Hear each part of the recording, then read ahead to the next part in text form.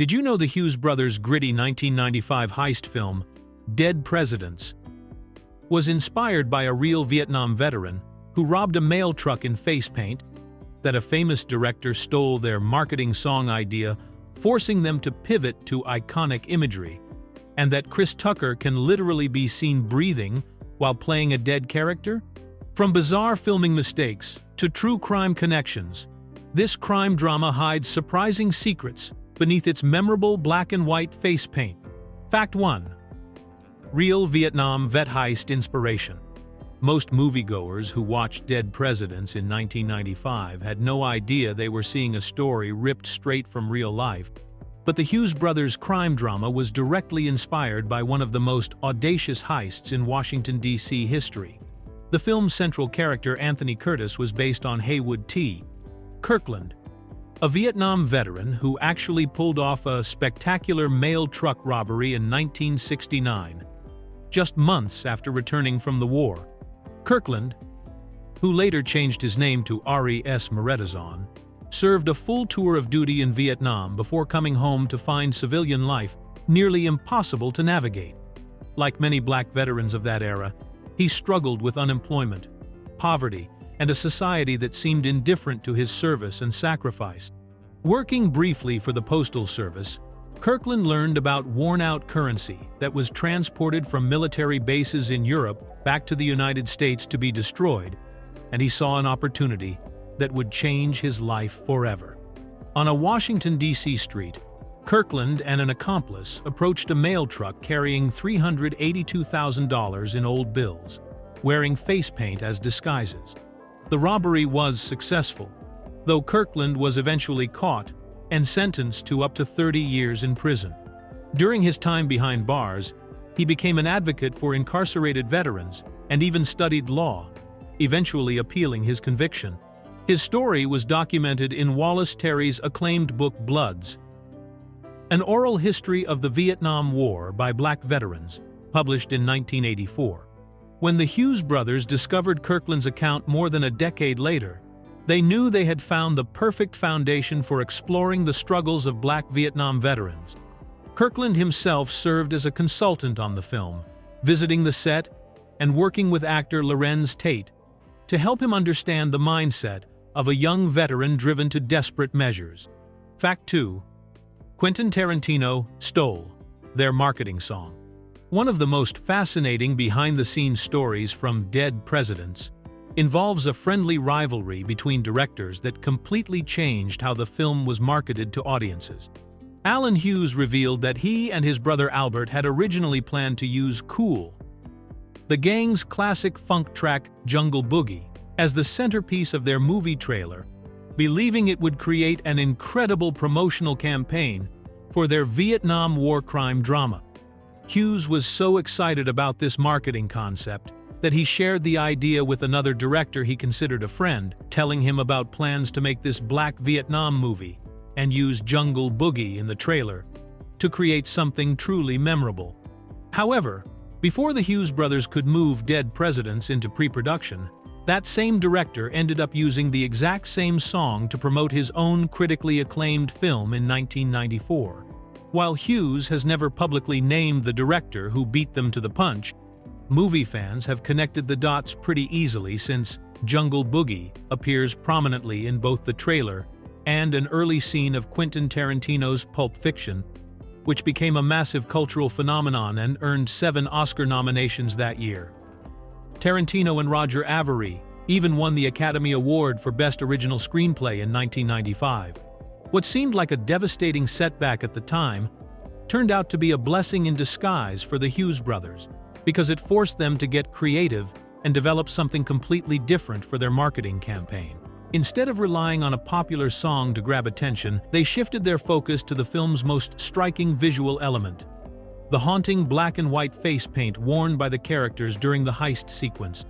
This change in strategy created one of the most iconic and memorable movie posters of the 1990s, with the face paint imagery becoming so culturally significant that it's still recognized and referenced decades later. Fact 3. Chris Tucker breathes while dead. Even the most carefully planned movie productions can fall victim to obvious mistakes that somehow make it past editors and into the final cut, and Dead Presidents contains one of the most glaring examples of this phenomenon during what should be one of its most somber moments. In the scene where Chris Tucker's character Skip is discovered dead from a heroin overdose, viewers with sharp eyes can clearly see the actor's chest rising and falling as he continues breathing while supposedly playing a corpse.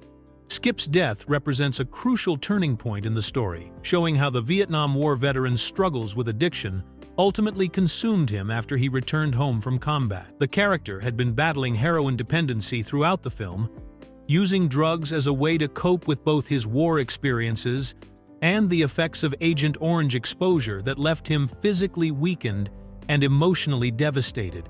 When police officers storm his apartment to arrest him for his role in the armored car heist, they find him slumped in a chair, having died from an overdose just before they arrived. This particular scene was meant to be a powerful moment that demonstrated the tragic fate awaiting many of the film's characters, but the visible breathing completely undermines the dramatic impact for observant viewers. The mistake has become so well known among fans that it's regularly mentioned on movie-era websites and trivia forums, with many people specifically watching for it during repeat viewings of the film. What makes this error particularly noteworthy is that it occurs during a relatively long shot where the camera lingers on Tucker's supposedly lifeless body, giving audiences plenty of time to notice the breathing if they're paying attention. The fact that this made it through multiple stages of post-production editing suggests that everyone involved was probably focusing on other technical aspects of the scene rather than carefully monitoring whether the dead actor was successfully holding his breath throughout the entire take. Fact 4. Police officers' magic bullets. Action movies are notorious for bending the laws of physics when it comes to firearms, but Dead Presidents takes this Hollywood tradition to an almost comical extreme during its climactic armored car heist sequence. Officer Brown, one of the police officers who responds to the robbery in progress, manages to fire at least 9 shots from his standard 6-shot revolver without ever stopping to reload, creating a glaring continuity error that defies basic firearm mechanics. The armored car robbery scene is meant to be the film's most intense and dramatic moment, where Anthony Curtis and his crew of desperate Vietnam veterans attempt to steal worn-out currency from a Federal Reserve Bank truck. What was supposed to be a carefully planned heist quickly turns into a chaotic shootout when a patrolling police officer stumbles upon the scene and everything goes wrong. Multiple law enforcement officers arrive as backup, leading to a prolonged gun battle that results in several deaths and the ultimate failure of the robbery attempt. During this extended firefight, Officer Brown engages in combat with the robbers using what appears to be a standard police-issue revolver, which would typically hold 6 rounds in its cylinder. However, careful viewers who count his shots will notice that he continues firing well beyond the weapon's capacity, squeezing off at least 9 rounds in rapid succession without any pause to reload or swap weapons. This type of mistake is particularly noticeable to audiences familiar with firearms, since revolvers have very specific limitations that distinguish them from semi-automatic pistols with higher capacity magazines. The error likely occurred because the scene required multiple takes and camera angles to capture all the action, and editors probably spliced together footage from different attempts without keeping track of how many shots each character had fired. While this kind of continuity mistake is relatively common in action films, it stands out in Dead Presidents because the movie otherwise pays careful attention to realistic details about weapons and combat tactics, drawing from the director's research into actual Vietnam War experiences. Fact 5. Martin Sheen's Vietnam War Tribute. When Martin Sheen appears as the stern judge who sentences Anthony Curtis at the end of Dead Presidents, audiences are witnessing a carefully crafted tribute to one of cinema's most famous Vietnam War films that goes much deeper than a simple celebrity cameo. The Hughes Brothers specifically wrote Sheen's character as a war veteran and deliberately cast him in an uncredited role, as a direct homage to his legendary performance as Captain Benjamin Willard in Francis Ford Coppola's Apocalypse Now, released in 1979. In Apocalypse Now, Sheen played a haunted army officer sent on a secret mission to assassinate a rogue colonel who had gone insane in the jungles of Cambodia, delivering one of the most intense and psychologically complex performances in any war film. The role nearly killed Sheen literally, as he suffered a massive heart attack during the notoriously difficult production that stretched on for years in the Philippines. His portrayal of Willard became iconic for capturing the mental and spiritual devastation that the Vietnam conflict inflicted on American soldiers. The judge character in Dead Presidents serves as a fascinating counterpoint to Captain Willard, representing a different path that a Vietnam veteran might have taken after the war. While Anthony Curtis and his friends struggle with poverty, addiction, and alienation following their service, the judge has apparently found success and respectability in civilian life, rising to a position of authority within the legal system. However, he shows no mercy or understanding when Anthony pleads for leniency based on his military service, harshly condemning him and declaring that he has forgotten the values the Marine Corps taught him. This casting choice creates an interesting dialogue between two different Vietnam War films, with Sheen essentially playing both sides of the veteran experience. The judge represents the establishment that Anthony is rebelling against, making Sheen's presence both ironic and meaningful for viewers who recognize the connection to his most famous military role. Fact 6. Fictional police precinct reference. Movie fans with a sharp eye for detail and a love of classic television will notice an interesting Easter egg hidden throughout Dead Presidents that connects the gritty crime drama to some surprisingly lighthearted TV shows from decades past. Every police officer who appears in the film, from the patrolmen who stumble upon the armored car heist to the detectives who eventually arrest the main characters, belongs to the fictional 53rd Precinct, a made-up police station that has a surprisingly rich history in American entertainment. The 53rd Precinct was originally created as the setting for Car 54, Where Are You?, a comedy series that aired from 1961 to 1963 and followed the misadventures of two bumbling police officers patrolling the Bronx in their patrol car. The show was known for its slapstick humor and gentle satire of police work, featuring characters who were more likely to get into harmless trouble than solve serious crimes. This lighthearted approach to law enforcement was typical of early 1960s television, when police shows were generally more comedic than dramatic.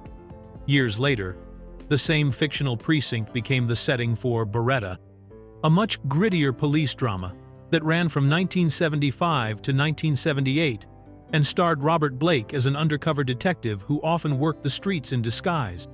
This show marked a significant shift toward more realistic and violent portrayals of police work, reflecting the changing attitudes about crime and law enforcement that emerged during the 1970s. By using the 53rd Precinct in Dead Presidents, the Hughes brothers were creating a subtle link between their film and this evolution of police portrayals in American media, from the innocent comedy of the early 60s through the harder-edged realism of the 70s, and into the even grittier urban crime stories of the 1990s. The reference serves as a small tribute to the history of police fiction, while adding an extra layer of authenticity to the film's New York setting. Fact 7. Keith David's prosthetic leg comedy. One of the most memorable and darkly humorous scenes in Dead Presidents features Keith David's character Kirby in a situation that perfectly blends comedy with the harsh realities faced by disabled war veterans, and the moment was actually inspired by real experiences that Korean War amputees shared with the filmmakers. When Kirby goes to collect money from someone who owes him a debt, the confrontation quickly escalates into a physical fight, but the attacker makes the crucial mistake of grabbing Kirby's prosthetic leg instead of his real one, causing the artificial limb to come completely off in his hands. Kirby's character is a Korean War veteran who lost his leg during combat and has since turned to running numbers and other small-time criminal activities to make a living, representing the struggles that many disabled veterans faced when trying to find legitimate employment after returning from service. The Hughes brothers wanted to show how veterans like Kirby learn to adapt to their disabilities and even use them to their advantage when necessary, turning what others might see as a weakness into an unexpected source of strength and humor. Keith David's delivery of Kirby's response to the incident became an instant fan favorite, as he calmly points a gun at his confused attacker and delivers the line with perfect deadpan timing. The scene works because it shows Kirby's confidence and street smarts, demonstrating that he's fully aware of his physical situation and has probably dealt with similar misunderstandings before. David's performance captures both the absurdity of the moment and the underlying toughness of a character who refuses to be defined or limited by his disability. The Hughes brothers researched stories from actual Korean War veterans who had similar experiences with people not realizing they had prosthetic limbs, and they incorporated these real-life anecdotes into the script to add authenticity to Kirby's character, while also providing some much-needed comic relief in an otherwise heavy and violent film. Fact 8. Face paint cultural impact.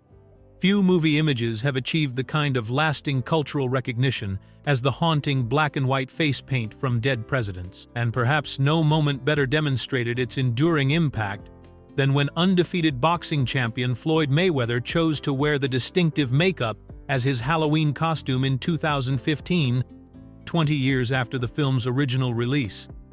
Mayweather's decision to recreate the iconic look showed that the visual had transcended its original context and become a recognizable symbol in popular culture, instantly identifiable to anyone familiar with 1990s cinema. The face paint design itself features stark white covering the entire face with dramatic black circles around the eyes, creating an almost tribal or theatrical appearance that serves multiple purposes within the film's narrative. During the armored car heist sequence, the makeup functions as both a practical disguise to hide the robbers' identities and a psychological weapon designed to intimidate their targets, while also symbolically representing how the characters have been stripped of their humanity by their experiences in war and their struggles with civilian life. The Hughes brothers drew inspiration for the face paint from actual photographs of black veterans protesting the Vietnam War in 1971, where some demonstrators wore similar makeup to make political statements about their treatment by the government and society. This historical connection gave the film's imagery additional weight and authenticity, linking the fictional story to real moments of protest and resistance from the era being depicted. Beyond Mayweather's high-profile Halloween tribute, the face paint has appeared countless times in other contexts, from independent artists creating their own interpretations to fans wearing it at movie screenings and cultural events.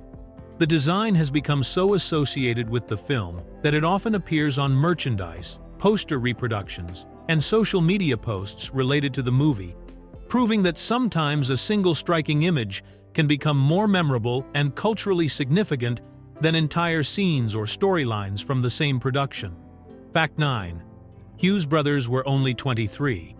When Dead Presidents hit theaters in 1995, audiences were witnessing an extraordinarily ambitious filmmaking achievement from directors who were barely old enough to rent a car without paying extra fees, as twin brothers Albert and Alan Hughes were just 23 years old when they tackled this complex, multi-genre epic. Most directors their age would still be making short films or struggling to get their first feature project off the ground, but the Hughes brothers were already working on their sophomore effort after the critical and commercial success of their debut film Menace to Society, which they had completed when they were an even more remarkable 21 years old. Dead Presidents represented a massive leap in scope and ambition from their first movie, attempting to blend elements of coming-of-age drama, war film, period piece, and heist thriller into a single cohesive narrative that spanned several years and multiple locations.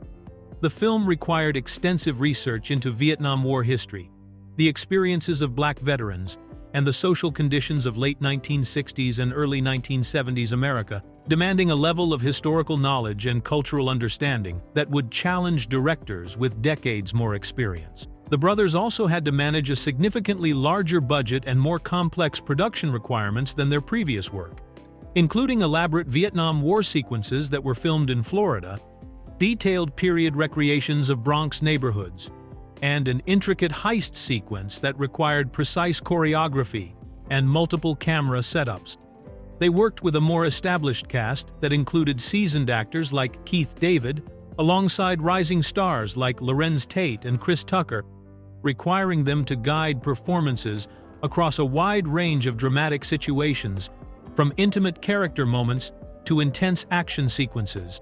The fact that the Hughes brothers were able to create such a technically accomplished and thematically complex film at such a young age speaks to their natural filmmaking instincts and their willingness to tackle challenging subject matter that many older directors might have avoided due to its political sensitivity and emotional weight. Fact 10. Vietnam scenes, shot in Florida. While audiences watching Dead Presidents might assume that the intense and realistic Vietnam War sequences were filmed in Southeast Asia, or at least somewhere that resembled the actual jungles where American soldiers fought, the truth is that every single combat scene was actually shot at Lee Ranch, a former celery farm located in Florida that had been converted into a film production facility. This location choice might seem unusual for a movie trying to capture the authentic look and feel of the Vietnamese countryside, but it demonstrates how creative filmmakers can transform ordinary American landscapes into convincing representations of foreign locations through careful set design and cinematography. Lee Ranch provided the Hughes brothers with several practical advantages that made it an ideal substitute for actual Vietnamese filming locations, including controlled access for large film crews, reliable infrastructure for equipment and catering, and the ability to modify the terrain as needed for specific scenes without dealing with international travel complications or foreign government permissions. The former agricultural property also offered varied topography that could be dressed to look like different types of Vietnamese terrain, from dense jungle areas to more open fields where combat operations might take place. The production team worked extensively to transform the Florida landscape into a convincing representation of Vietnam, using a combination of tropical plants, artificial fog effects, and strategic camera angles to hide any elements that might give away the true location. They also took advantage of Florida's naturally humid climate and abundant vegetation to create the oppressive jungle atmosphere that was so crucial to the film's portrayal of the psychological and physical challenges faced by American soldiers during the conflict. This approach of using domestic locations to represent foreign countries has a long history in Hollywood filmmaking, where budget constraints and logistical considerations often make it more practical to shoot closer to home rather than sending entire production crews to remote international destinations. Fact 11.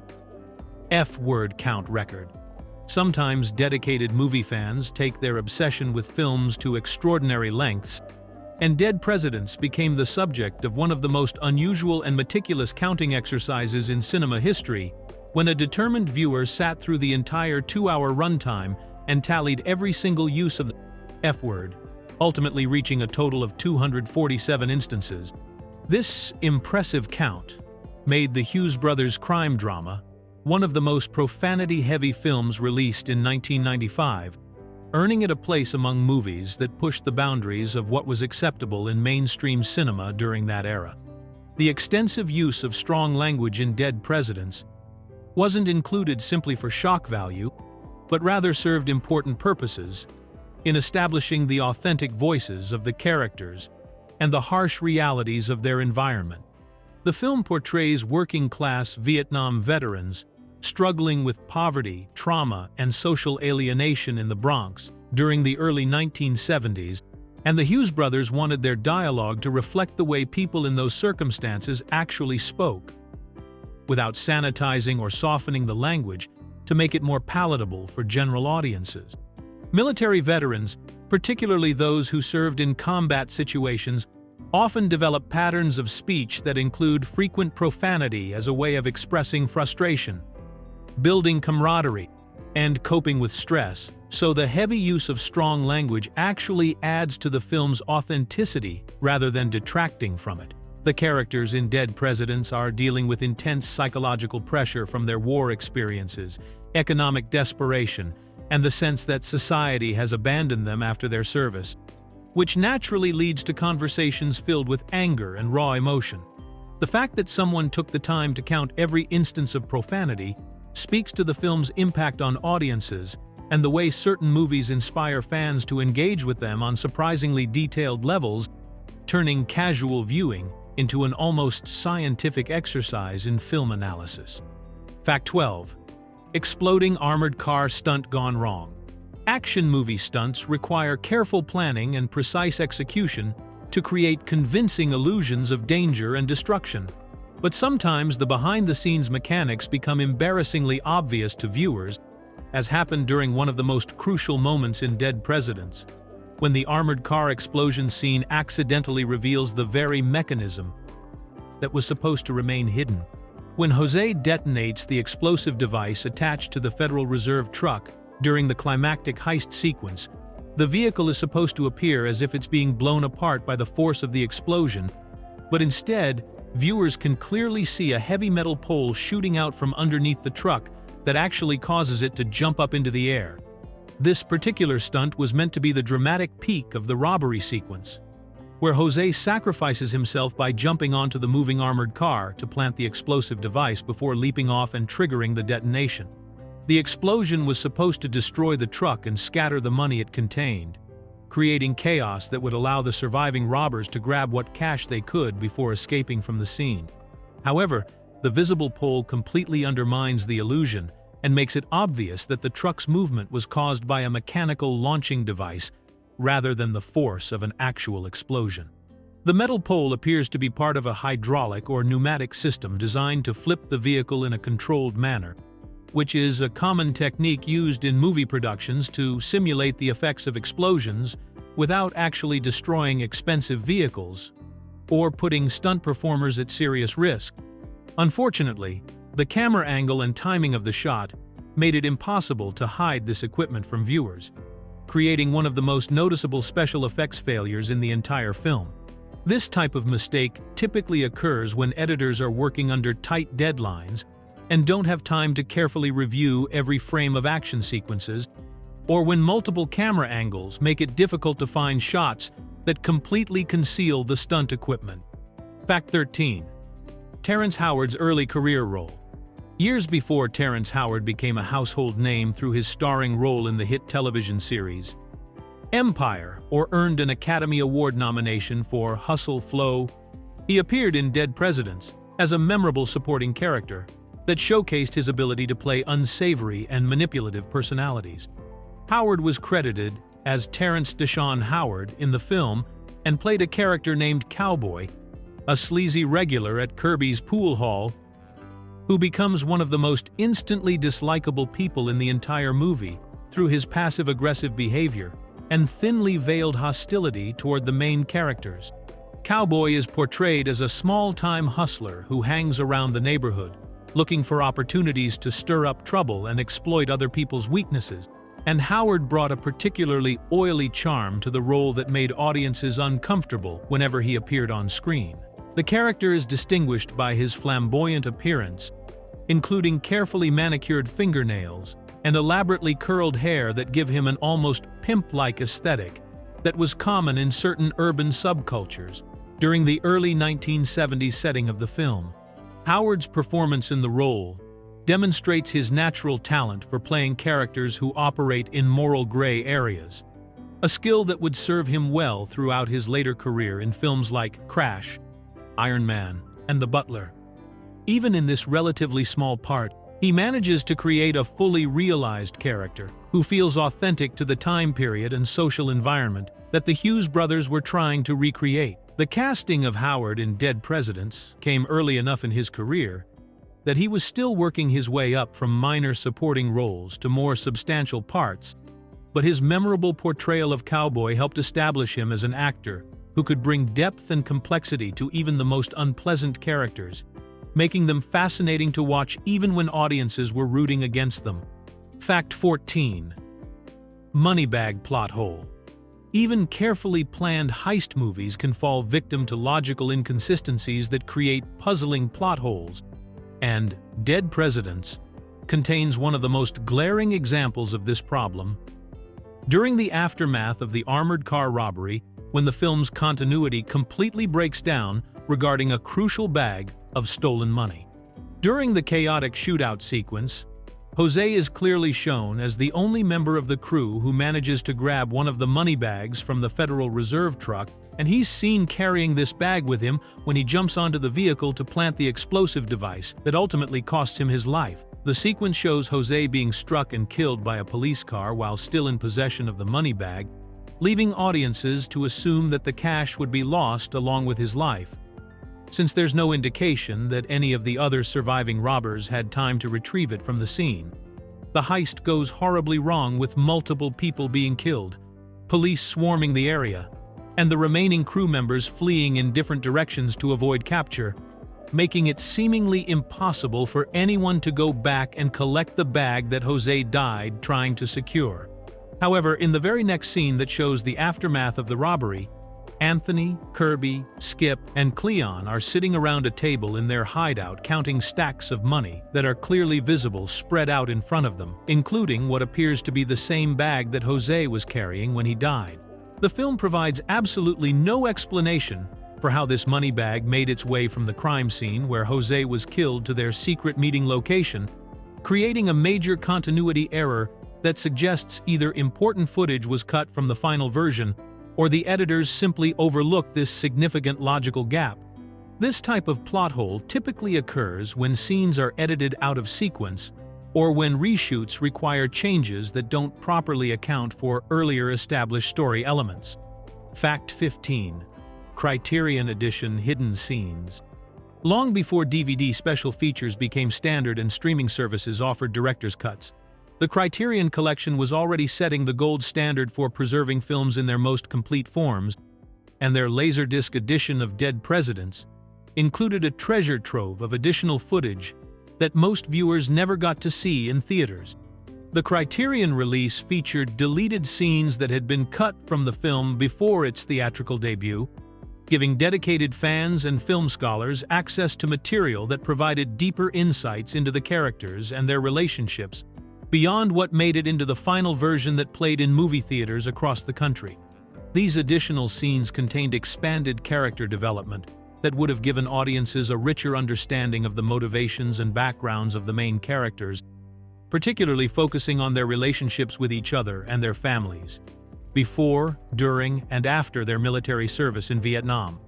The deleted footage reportedly included more intimate moments that showed the personal costs of war on the characters' psychological well-being and their ability to maintain connections with the people they cared about most.